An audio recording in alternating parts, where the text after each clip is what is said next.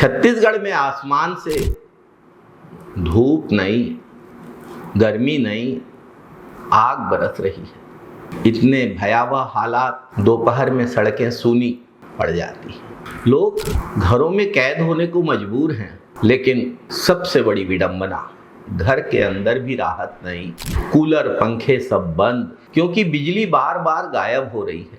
अघोषित power cut, low voltage से सब परेशान हैं। महंगी बिजली, और ये सिर्फ मौसम की मार नहीं। हम सूर्य भगवान को दोष नहीं दे सकते, सरकार की नाकामी और गलत नीतियों का सीधा परिणाम है।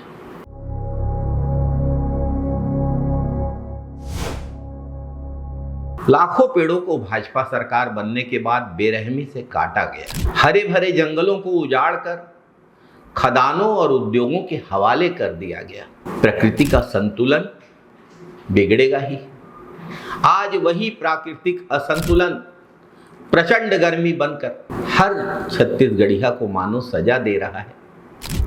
गलती की सरकार ने, फायदा पहुंचाया अदानी को, और भुगत रहा है आम छत्तीसगढ़िया। सरगुजा का मैन पार्ट, जिसे छत्तीसगढ़ का शिमला कहा जाता है, आज तपती धूप और बढ़ते तापमान की मार झेल रहा है।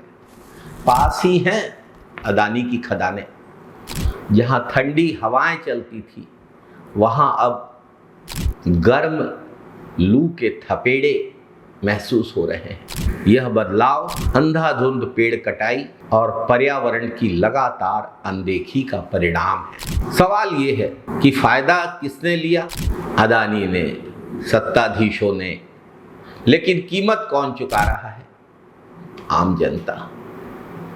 किसान जिसकी फसलें सूख रही हैं, मजदूर जो तपती धूप में काम कर रहा है। कई मजदूरों की लू लगने से गिरने की घटनाएं भी सामने आई हैं। बच्चे और बुजुर्ग जिनकी सेहत पर सीधा असर पड़ रहा है। ऊपर से बढ़ते हुए बिजली संकट ने और बिजली के बढ़ते हुए दामों ने समस्या को और विकराल बना दिया है। एक तरफ 40 डिग्री के पार तापमान, दूसरी तरफ घंटों की अघोषित बिजली कटौती।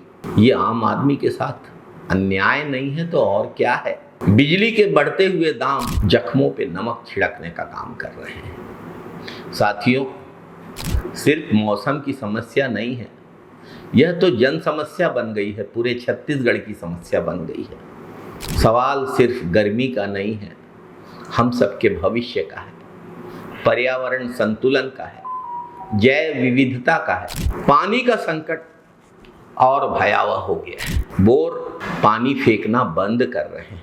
आखिर कब तक अंधाधुंध भूजल का दोहन होगा? फैक्ट्री के द्वारा ज्यादा गहराई से किया जा रहा भूजल दोहन अगल बगल के गांवों और पूरे छत्तीसगढ़ के पेयजल की आपूर्ति पर असर डाल रहा है। आज भी पेड़ों की कटाई नहीं रुकी, जंगलों को बचाने के लिए ठोस कदम नहीं उठाए गए, बिजली व्यवस्था को दुरुस्त नहीं किया गया, तो हालात और भयावह होने जा रहे हैं।